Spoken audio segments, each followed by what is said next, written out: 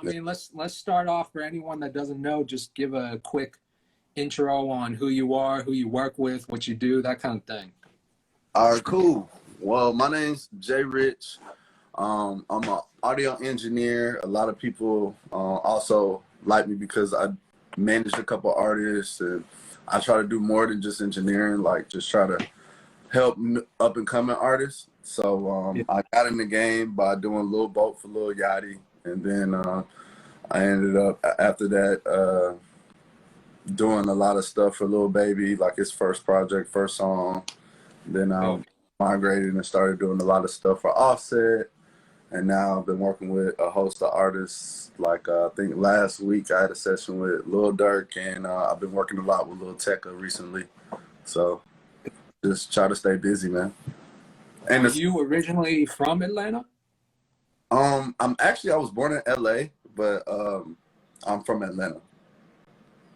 Because you work with a lot of Atlanta artists, so like, how did that happen? How did you start working with Yachty and Lil Baby and Offset? Well, what happened was when I started like doing music and stuff like that, I had a mentor that taught me, and we had a studio together. And what happened was he was a good mentor, but we had a couple of differences, and we ended up not having the studio anymore. And then after that, I realized that you can't, I came up with this principle called cash or credit, you know what I mean? And I feel like the person I was working with was so focused on the cash that he wasn't getting any credits. Got a 9-to-5, and I just started, recording people for free, whoever I believed in, I found Yachty, he was getting managed by my guy, Zeus Trappin. And then I saw he had, potential, so I started buying studio sessions for him, or like just recording him whenever I could, And, and you were doing this for free, like you weren't charging him for the studio time or the engineering, none of that? What it started off being is like I would get a verse in exchange for recording so much, right? Or I would do stuff like make sure that you put my tag on there, make sure you shout me out. And then when I already worked with QC, but when Yachty signed the QC, I was able to kind of get back in the door around there, and the rest is history. But that's what I started. A lot of art. I feel like bartering is something that every new aspiring like artist, producer, engineer, whatever it is that you do, look for other ways to not just provide value, but like get value back in ways other than money. Because like in the beginning, we're all broke. Like none of us really have a budget like that. So it's like if you can figure out other ways to barter with people and exchange and swap, I feel like that's such a valuable thing. It definitely is. It definitely is. I feel like bartering is very important, as also just making sure that some situations you just don't get so money hungry, you know what I mean? And you focus on actually getting your name associated with good product. I think a lot of people in the music industry be so focused on the money, but it's like, what have you done? You haven't even done anything. You got to get out in the world and actually, start building a credit for yourself so that people will want to pay you. I feel like once people kind of master the skill or feel like, they're a dope engineer, a dope producer, then they start charging like hella, and I feel like, you can't really charge hella until, you got a consistent clientele base that is okay with paying that price because of what you've done in the past, what you work. Exactly. So did you like, working with Yachty that much in the beginning, did that lead to other relationships and other opportunities for you? Yeah, definitely. It actually, Yachty is the one that basically when I started working for him and he started putting my tag in all of his songs and stuff like that, I think my price went up tremendously.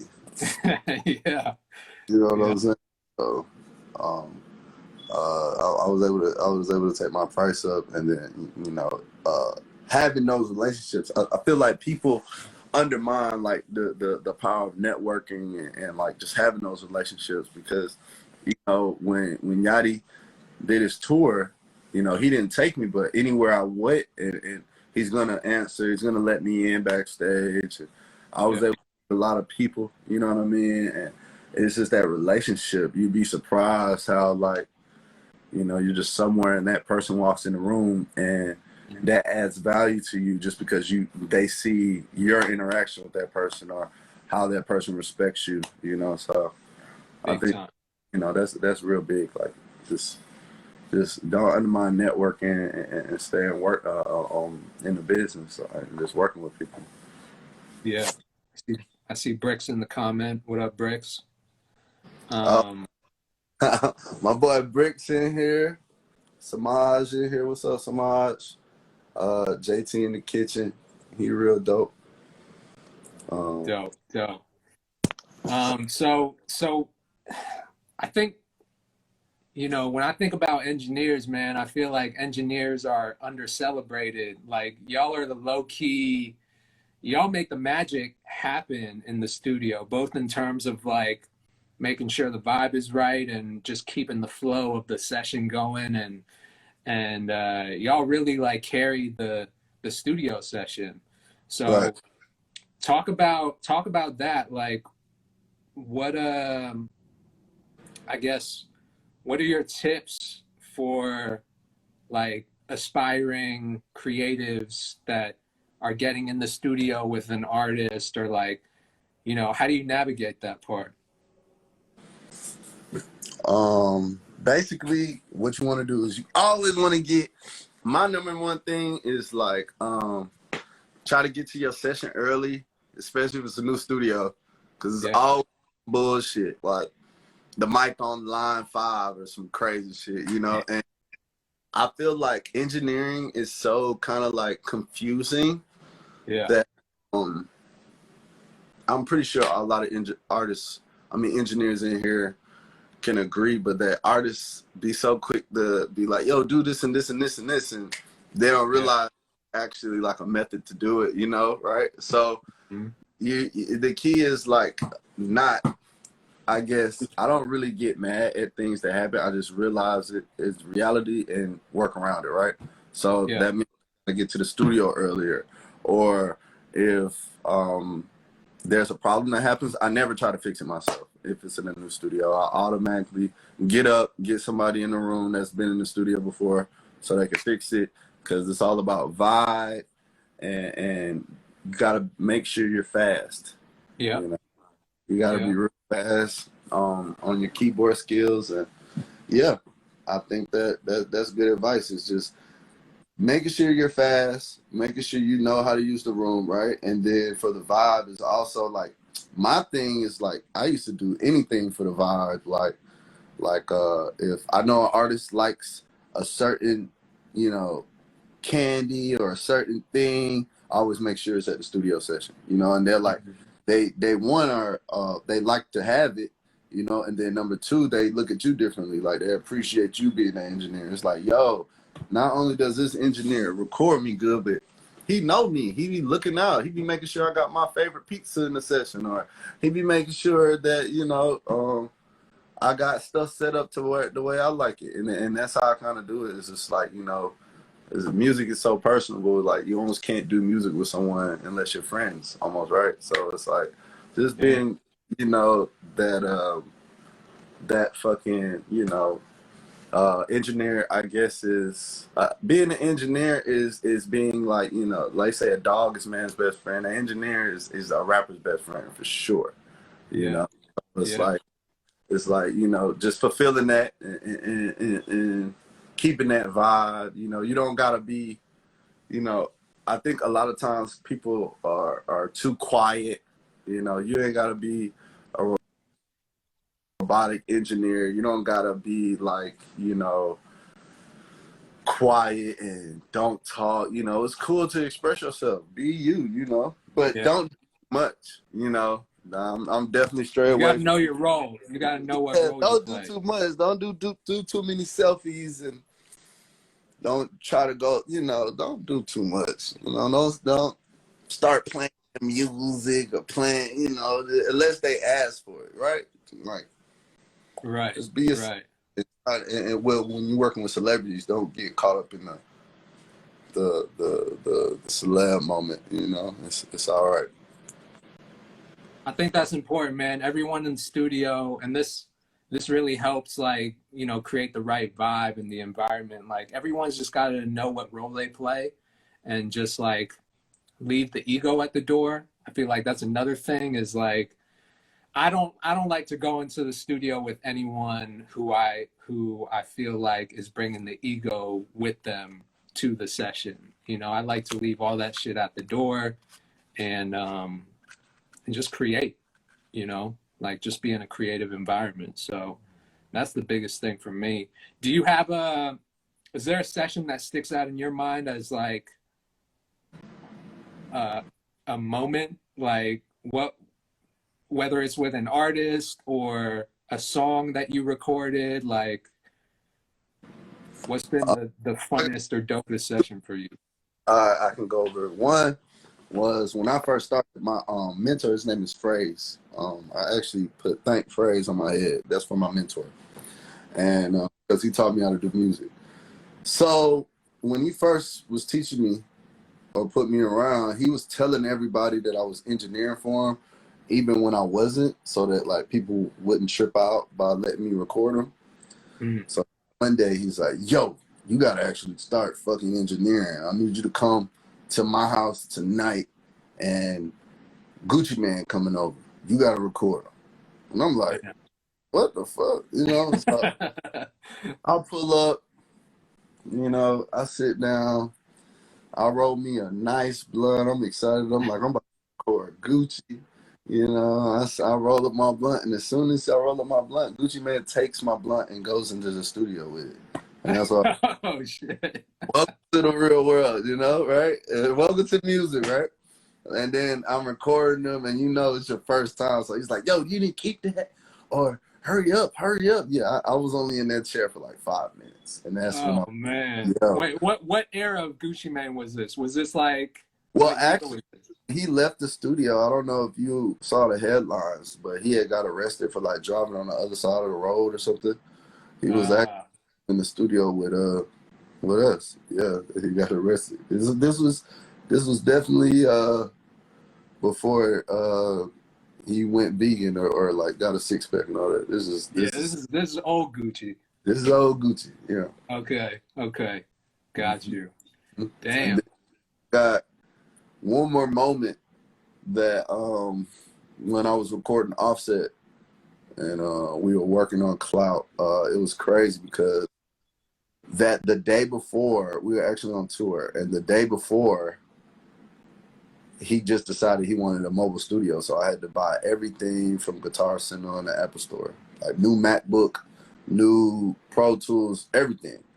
So he's trying to record, and I had to get up. I got up like it's like 5 a.m. We in Vegas, and I'm installing all the plugins, and I'm doing all that, and then he wakes up at like 7 a.m. I finish up, and we start recording, and it's just seeing that aspect of like, yo, it's a lot more that goes into actually doing music and being an engineer and working Pro Tools and what people understand, and then I just pointed out in that. I'm gonna point out in that session that when he recorded the hook, I was like, "Yo, we need to stack that part. Like, do anything for Clout, do anything." Because I was like, "Let's go ahead and stack it." He's like, all right, cool." You know what I mean? And not saying that made the song or anything, but definitely like that added some tone to the hook. And it's just interesting to see like that come to life. And now, he got nominated for a Grammy for it, so that was pretty dope. How'd you link up with Offset? Is that through QC and all that? QC. And then what happened was when I came to the studio, the first 2 times I came, because the engineer was mixing the album, he kicks me home twice. I had to go home twice. Tells me like, yo, I'm good, bro. Go home. Woo, woo, woo. So the third day I come, you know, and I pull up, and This is at QC? it's at QC. Okay. And one of his friends is in jail.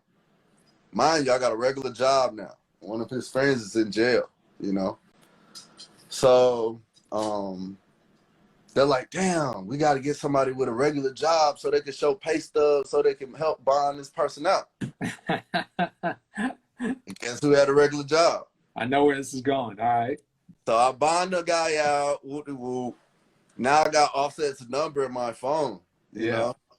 And, you know, that's why I keep telling people is, you know, being someone's friend is almost, they respect you more than just being, you know, like a corner engineer, right? Yeah. So like I'm his friend, and then go back to cash your credit, you know, like you got to get the right credits, right?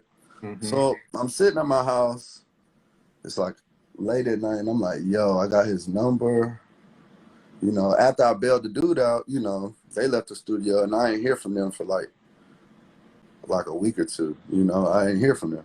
So it's like a week go by, and I'm just sitting at the house, and I'm like, I still got his number from when he was texting me through bailing out now, you know. So then I just text him, and I was like, you know what, bro, if you ever need an engineer to pull up on you, record you, I was like, bro, I'll record you at the house, I'll record you wherever, and you ain't even got to pay me. It's cool. He hit me right back. He was like, pull up. You know what I'm saying? So after that, I started working with Offset, and then I still had my job. And then what happened was I kept having to like be like, all right, bro, I got to go to work. Or, all right, bro, I got to go to work. Till he was like, yo, you need to quit that job, bro. I'm finna just pay you. And then turned it to a salary. So, damn, that's crazy. So it started with you bailing out Offset's homie, and then you got y'all kind of like were cool after that, and then you reached out to him and just like offered him more value of like, yo, I'll come through whenever you need it, engineer, and then that's how it happened, right? Yeah. So it's like on the front side, if you too focused on the money, so not only did I get money, but you know, I worked on Taste. That just went 7 times platinum. Crazy. Congrats, man. TV, that's 5 times platinum. Yeah. He got me a lot of plaques from working with him. So now when I go and work with other people, they're like, yo, you know, this is Offset's engineer. This guy who did this, and this guy who did that. And that's why having credits is so important. So Facts. Damn, that's wild. Yeah, man. I mean, that's like that's a gem right there. Oh, dang, you said that Azura said that's how it is with him and Nar. I did Lil Nar first song. And then I kind of got big on that. It's like just I kind of got the formula from when I did it with Yachty, but like engineers and producers, you guys got to be real good A&Rs. You know what I mean? Like you got to be able to spot talent before it blows up. And that's what me and my team were doing. It was like, that's why I ended up working with a lot of artists in Atlanta. Because if I saw you had a buzz and I saw you booming, I'm pulling up, I'm recording you, not charging you, I'm just getting my credits up. And I did that for a long time. Like, and it just wasn't about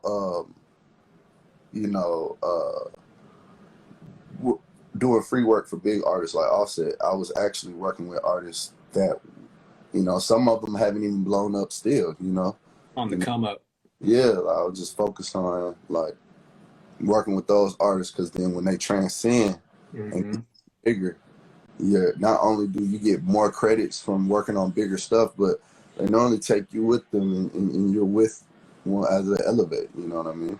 So, yeah, you got to catch them early. Catch them early. That's the key. And me and my friend talk about that. We call it, you got to get in the mud. You got to get in the mud. It's fun. We ain't get you in the mud sometimes. See what's going on, you know, and that's when I feel like that's really the key, because you know it's different. Like when the artist is already blown up. You know, they look through beats differently. They do engineering. They do everything differently. You know, after they blow on. And But when they got their team already, so it's right, not like they're not necessarily looking for a new engineer, a new producer, like. and they know the game now. They know, like, yo, not only am I rapping on the beat, but I'm finna get this person paid if this song come out. So let me, you get what I mean? So it gets a little different than that first vibe when they weren't on. They just working with you and can't wait and more appreciative. You know, I would do stuff like pay for 12-hour sessions. Yeah. And just lock in with an artist. And they're like, yo, I'm coming in. You know, I'm not on yet, but he's locking me in. I'm doing 12 hours. He's paying for it. Like, they appreciate it younger. You know, when they starting off. So don't be afraid to do that. And producer or engineer, you know, like, don't be afraid to, like, that's kind of like investing in yourself. So nah, that's a gem. So once you start working with like Offset, right? Are you just like always on call 24/7? Like when he needs an engineer, he'll hit you up and you just gotta go run that session? Well, I just like to keep my relationship strong. You know what I mean? I was on salary with QC for a long time, and then we stopped doing salary. So now I'm not necessarily just locked in with Offset all the time. Yeah. You know what I mean? But I make sure not only it's not always about working too. You remember your rapper's best friend. So I make sure I call him. I make sure, like, on his birthday, I got him a nice gift. I'm pulling up. I'm seeing what you're doing. I'm actually about to go pull up on him right now in Miami. But it's not like it's just relationship. Just like, yo, what's up? And then like yesterday, or I think yesterday, he was like, 2 days ago, he was like, yo, I need you to pull up on me. I got to do this shit for Jimmy Kimmel. I'm all right. Boom, I'm there. You know what I mean?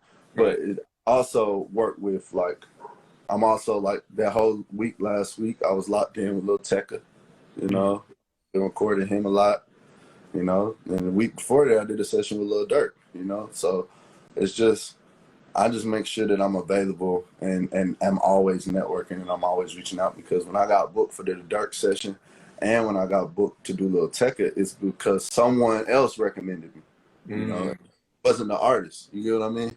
It's word of mouth.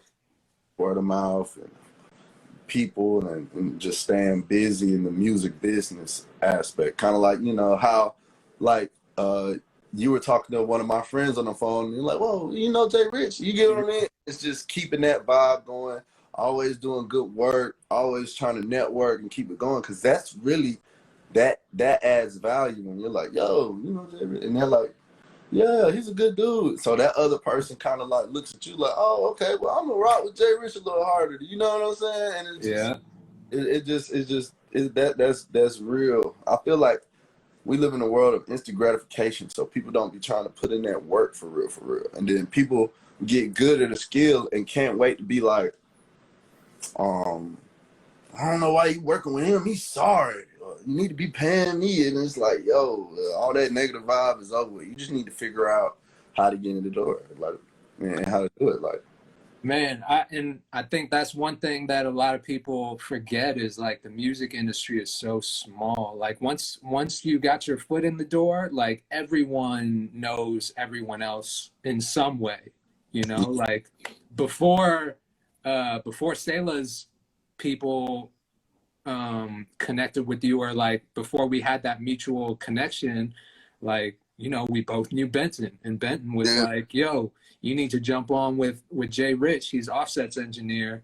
And so it's like everyone is connected to everyone else. So it's very small. Music industry, very small. It's super small. So like making sure that you keep a good reputation, that you're not doing bad business, that you're not hard to work with, because and even if sometimes you know, you gotta realize, like, you might be all the way in the right, you know, in your argument with someone, you know, but it's business, it's music business. Like, for example, Target, when they accept returns, sometimes it don't be, you know, they have to talk to every customer with a smile, and that's kind of like what I think engineers and producers forget. Like, yo, running a business, you need to talk to everybody with a smile, because that one time you lose your cool, and Yeah. cut that person out or cuss that person out, then it's over with.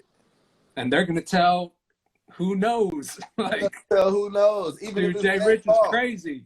Even if it's their fault, they'll tell who knows. So you got to be real careful with how you handle the situation, because you don't need nobody with goddamn 2 million followers posting you on Instagram talking about don't rock with him or something.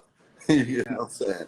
It's a business, and people get so, it's just like, yo, where's the money? Get to the money, man, and figure out, if you're not getting to the money, come up with a better plan to get to the money. That's all it is. Don't get mad. Don't get too emotional about different things. Just keep working. We got a question here.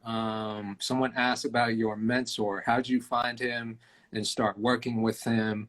How would you recommend others find one? So if you're just now getting into the game and you're looking for a mentor or people to start helping you, like, what would you tell them? Well, the way I found my mentor is that he was already like working with an artist that I started managing, and when I started, I wanted to do rap. So I wanted to rap. So I noticed that he was doing all these folks' music, and I was like, yo, I want him to do my music, but I don't want him to look at me like, yo, you just another dude that want free songs. Right. And I came to him with a computer, like, hey, you can use this computer, and just started adding value. Yeah. And then that's how I met my mentor, and then he started teaching me engineering, and then, here we are today. But Adding value. finding mentors is kind of like, well, the people I work with now, because I went and got a degree in school, but you just got to kind of like, it's about networking, and then in your situation, make sure that, you can get an intern. I intern at Mosaic, but it's kind of like you want to get you a good mentor that's kind of like, in music, somebody that, you can pull up on, and they can show you, different things. Yeah. Don't got to be like so professional all the time. You know what I mean? So I think that the best thing to do when looking for a mentor is just keep an open mind and like stay networking, stay going out. Yeah. It's networking. Somebody that you want to work with, make sure it's a situation where, you're adding value. Even for an internship, you're adding value because they don't got to pay you. Yeah. And you're working for free. You get what I'm Free saying? labor. Yeah. Free labor. So yeah, it's cool. For sure, you can intern here for free, and I could teach. You get what I'm saying? So it's all about adding value in different situations, and then doing your research, and you can find a good mentor. But what I will also say is, you don't just find one mentor. He was the one that taught me music, so he got to FaceTime. But I've also worked with a lot of people. I went to school with the AIU. Right. Just graduated. Because I felt like the things that I was learning by not going to school, I wanted to go back and learn some stuff. So then after I went to school, now I'm really cool with two of the people that were my teachers there, and one of them doesn't even teach anymore, but we still stay in contact. I use him to review my mixes. He's a good master in engineering. He might be in here, my man, fully, but fully the mixer. But yeah, man, you just got to add value to different situations and keep an open mind. Going back to when you went to school, Sean asked, how long did it take you to learn the basics of engineering? Well, the basics, like recording, you can learn it in 2 seconds. Yeah. I can tell you right now, press 3. You'll learn how about like taking it the next step where it's like, you put a rough mix on it, or like learning how to use certain plugins? It probably took me a couple months to really really longer than that to really, but it really determines on how you go about learning it. Because when I first started, like I told you, engineering wasn't my goal. I just was rapping, So I think maybe if it was my goal when I first started, I might have learned quicker, So that's what it is. It's engineering, recording isn't hard. Mixing. That's a different thing. Now, mixing is a different thing. Recording, you'll be able to learn quick. And every producer should record. If you're a producer, you should learn how to record because, you know, you could be in situations where, you know, there is no engineer and you got to record. And you don't want someone not to rap on your beat because the engineer is not there. Or, you know what I'm saying? He might be like, yo, that's hard. Right. He might be in the studio. He might be like, pull it up. NNH Beats asks, how did you maintain living expensive with no steady paycheck before the big bags? I preach this. And that's why I'm so big on financial literacy. Well, the first thing I'm going to say is I got a job. You get what I mean? I feel like so many people be like, yo, music is not having a job. No. And I hate people be like, yo, I don't want to have a job, so I'm going to do music. I hope not, because this ain't easy over here. Yeah. Better off getting a job. Yeah. It's gonna be easy. You know what I mean? So it's like, a lot of people want to be like, yo, I'm a rapper, I don't got that. No, that's not true. Get a job, man. Yeah. Everybody's supposed to trap or sell weed that do music. Get a job. You know what I mean? So I got a job, and then I started getting real big on financial literacy. So now I got an LLC. I got a business credit card, you know, and you can leverage your credit and use your knowledge. Really what I'm learning now is focusing on doing different investing and trading opportunities so I don't have to just focus on music for my money. You get what I mean? Yeah. I think that's where a lot of people mess up because they try to just live off, you know, this thing. And it's like, yo, you can't really just live off music because, you know, it takes time. You get paid once in a, you know, or, you know, man, you just can't live off that. Yeah. You know what I mean? You can't just do that. You got to be able to. Let me ask you this, Jay. How do you feel about, do you think that engineers should start getting royalties on records? Yes. Yes. I do. Because I feel like back in the day, you got to think, producers are getting publishing. Yeah. Publishing is if you write the song. Yeah. It's the actual written part of the song. Mm-hmm. You get publishing and you get master, right? It's two different things. And I feel like producers started getting publishing because they used to make the beats and help the artists write the lyrics too. I don't even know how that happened, but for me, it's like if a producer is getting publishing, an engineer should too. You get what I mean? Because if anybody's going to help an artist write, especially with the new way that everybody raps now, it's the engineer. We there right with you. It's not back in the day where you recorded the whole song straight through, you know? And I think that's why it's like that. It's because back in the day, you recorded the song all the way through, you know? So literally it was really the artist, you know? But now is we recorded, we there with you, every punch. We the one telling you, nah, do it again. Do it again. We got to get the right tone. Right. You get what I mean? Or we the one being like, maybe you should say this. I do that a lot. Like, say this. Or try it this way. You get what I mean? So I feel like I agree with you. I think engineers, well, I think the right engineer should get royalties on the song because not all engineers are doing that. Some engineers are just there pressing buttons, but like I think there are a lot of engineers who aren't getting royalties that play a bigger role. Like you said, like, you know, but telling you to punch in certain words or like, you know, stack this part, or I think you should repeat this here, or we should move this, like doing arrangement shit like that has a lot to do with it. I think that's like vocal production. Yeah, that you definitely deserve it. But I also think all in all, even if a person is just paying, because you got to think, man, some people make easy beats that make them richer than the complex beats, right?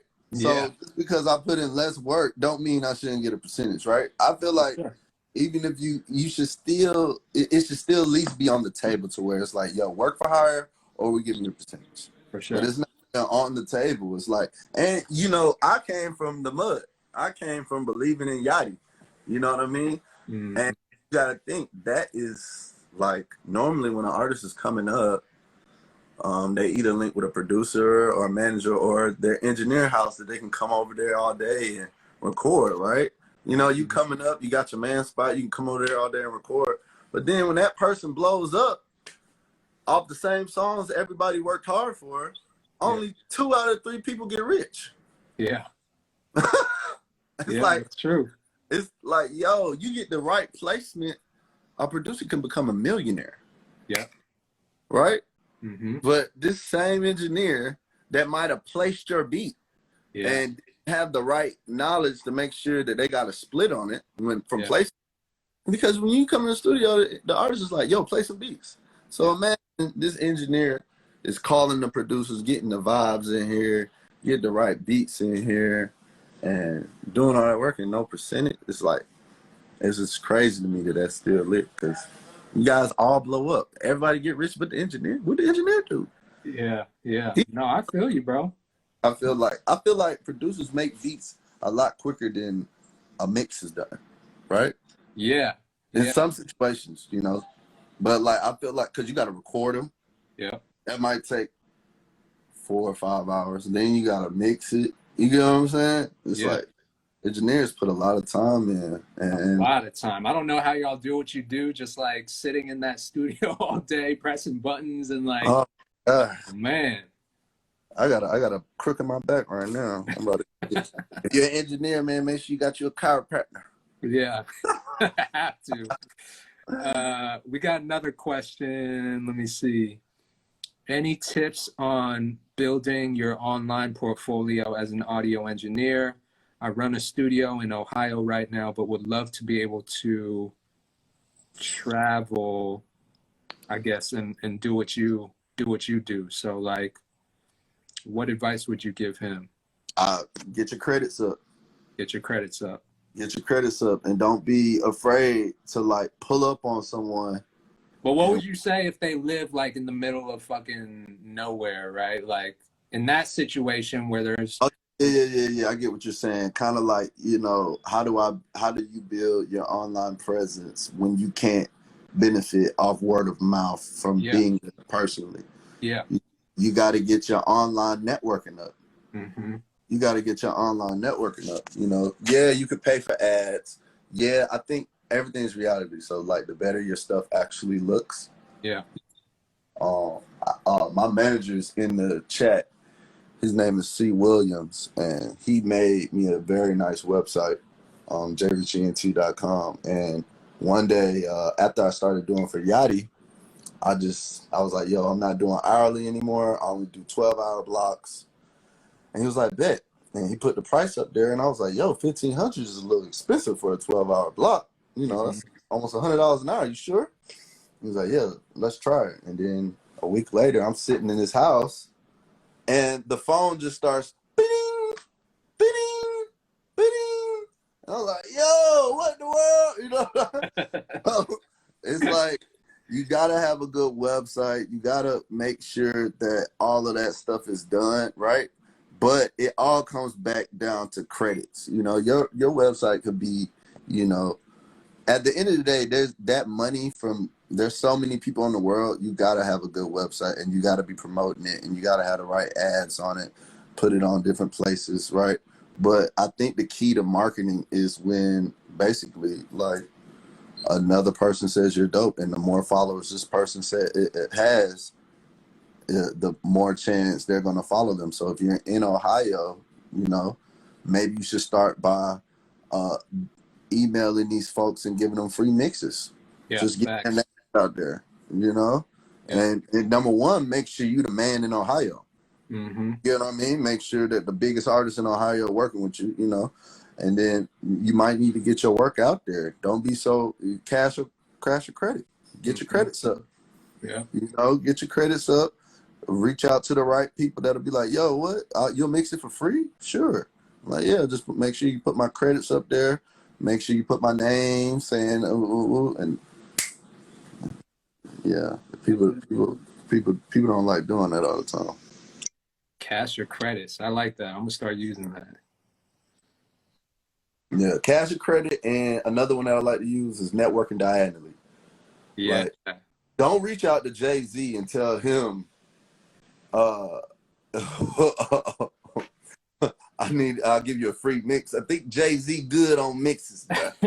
Yeah, exactly. But you network diagonally. You reach out to people that aren't that big. You know, maybe Jay-Z just signed a new artist.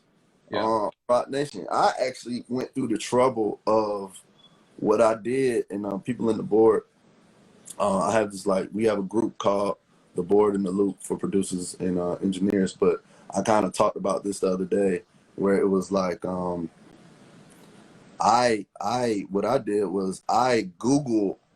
I'm a good fan of Google. You know, get a lot of money from Google. Somebody's like, yo, I want to pay for a feature from this artist. I'm like, sure. I go to their Instagram, see the number. It's like, it's right there.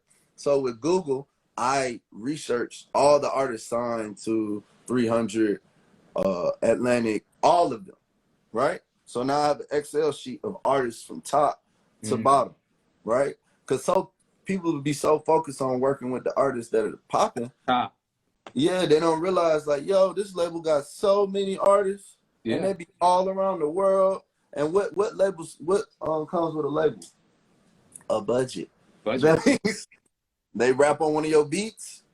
Facts. They use one of your mixes. They might turn into a money situation. So if you change it and target it to where it's like when I was working for people for credits and stuff, I just wasn't working with anybody. It was like, yo, you had to be popping. And if you popping, JRich should hit you and work with you. You know what I'm saying? So it's the same kind of thing. I don't want y'all wasting y'all time trying to get your credits up, making sure it's valuable. You're using your time wisely. And that's what I did. I researched all the main artists on every record label. And sometimes I'll just go down that list and I hit up an artist on IG, or I hit people up and be like, yo, you want to work? You want to work? Let's work, you know. Or, hey, man, I got a beat pack for you, you know, and you'll be surprised, you know. Right. No, that's a gem. Damn. JRich, man. Well, I appreciate you. I know you're a busy man. I'm going to let you get back to it. But I appreciate you jumping on the live and sharing your knowledge and experience and all that. When you coming back to Atlanta? I got a flight today at 3, but I might miss it. So when I get back, though, we got to... Yeah, let's link when you get back, man. I got a lot of tracks that I'm working on, so I want to see if we can do something. Nah, for sure. I can't wait for us to get something in. We got to share a plaque, man. Yeah, definitely. So, man, appreciate the opportunity. Appreciate all the kind words and everybody that's in the chat. Shout out your socials. Where else can people find you? Oh, JRich ENT, or go to the website, jrichent.com. You can find me on Instagram. Reach out if y'all have any more questions, man. I'm a cool dude, down to earth. And that's pretty much it. Also follow the Board Inc. The Boards Inc. And we got like a little group with like 1,000 people in it. One for producers, one for engineers, one for writers. And if you want to get into that, reach out. And that's it, man. Appreciate you, Kato. Boom. There it is, my man. We'll talk soon, bro. All right, boss. All right, man. Peace. Peace.